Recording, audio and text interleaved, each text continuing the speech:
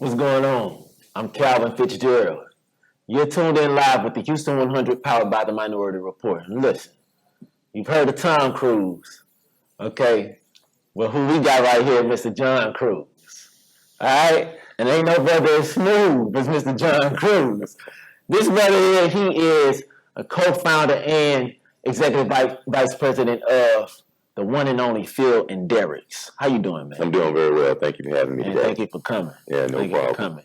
Phil and Derek's is incredible. Y'all do a lot there. You have an area for music and entertainment. You just built that new patio outside, and the food, of course, is incredible. Let's talk about Phil and Derek's. Okay, all right. My wife and I, the restaurant has been around for 10 years. My wife and I actually purchased the restaurant back in 2016. We closed the restaurant for almost a year to move it from the location that it was at in River Oaks to where it is now in Midtown. And we relaunched it in February of 2017, Super Bowl weekend. And ever since then, it's been growing like gangbusters, and we've gotten a ton of support from the community. And we really appreciate them, and we continue to try to give our type of experience, the Black experience, back to our community. And so it's a place where they can come and hear their type of music, enjoy their type of food, listen to their type of comedy. It's for us, it's about us, and it's what we do.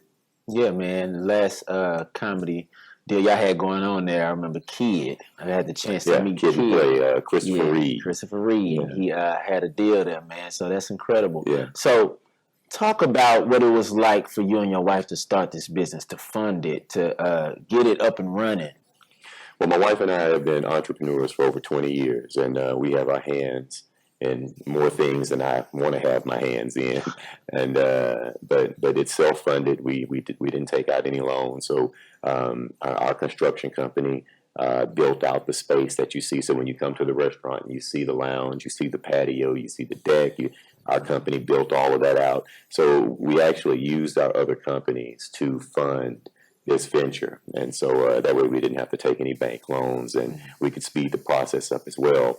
The old owner of the company was actually losing his lease, and he was in a situation where he had to move very fast. So we also didn't have time to go to our bankers and work a deal out because he just didn't have that kind of time. So we had to just pull our resources together from our other companies and make it happen. That's nice. And you own these other companies? Yeah, we own all of our companies. Wow. All right. What do you say to a young man and young woman who's in that process of wanting to start a restaurant? Because we have a lot of cooks here in this city that, will be at nightclubs cooking, or they might be a private chef. Mm-hmm. But some of them, they want to take that step to have their own restaurant. Speak to them.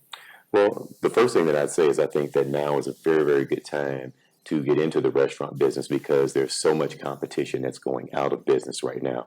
But first and foremost, before you get into the restaurant business, it's a small margin business. So out of every dollar, you'll be doing very well to keep a dime in your pocket. So you want to make certain that you have processes in place, procedures in place, and you want to make sure that your product is good. I talk to a bunch of people who, want to get into the restaurant business. The first question I ask them is, well, how do you know your food's good? And he said, well, all my friends, all my family, well, they're supposed to say that. Mm-hmm. So you want to really make certain that your product is something that the market and the masses will support and purchase. And you definitely want to have some processes and systems in place. So I would encourage any of them. Even my wife and I, we knew very little about the restaurant business when we got into this business. But one of the first things that we did is we hired a food service consultant to come in and look at all of our recipes, look at our processes, look at our program, and we found out that we were losing a ton of money in our restaurant. And so, but the thing is, we pivot very quickly, and we recognize when we've made a mistake, and we fix it. Wow. Yeah. There's a lot that goes into it that people don't know. Yeah. There's a lot of good food out here, and y'all's food is good. What would you say is one of your top sellers? Probably our voodoo egg rolls. That's one of our top sellers. That's an award winner. And then I'd say probably our lobster and waffles is probably our second best seller, and maybe the Bayou catfish. Those are those move a lot. So we're mostly seafood at our restaurant. and people come for good seafood. Yeah, man. Yeah. Yeah.